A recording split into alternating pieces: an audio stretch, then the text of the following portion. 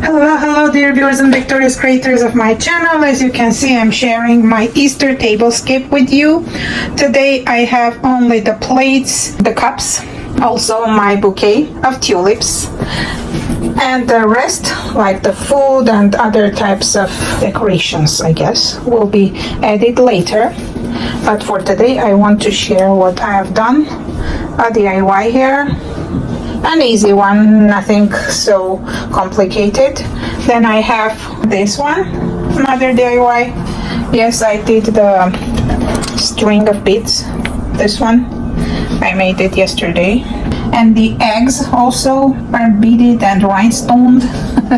So the foam eggs and the chocolate bunny on top are just added. And I also decided to add some real feather on the bottom of this tray. By the way, this tray is for cupcakes. I got it from Speedy Highway or something marketplace, and I was trying to see if I could place the eggs, and yes, the eggs are fitting perfectly on each of this. By the way, you can take it out or put it back every time you want to change the amount of the trays. You can do it because they can come out. They are kind of mobile trays. So you can put as many trays as you want. Oops, this chocolate keeps falling down the bunny. It's time to eat it, I guess. One more time you fall down, I'm gonna eat you, okay?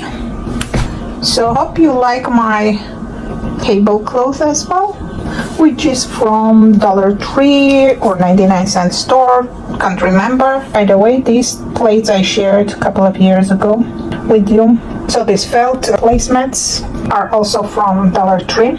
And a set of these cups and the juice vase, which I'm using as a flower vase. By the way, don't be surprised, but I'm not using the vase directly. I need to change the water.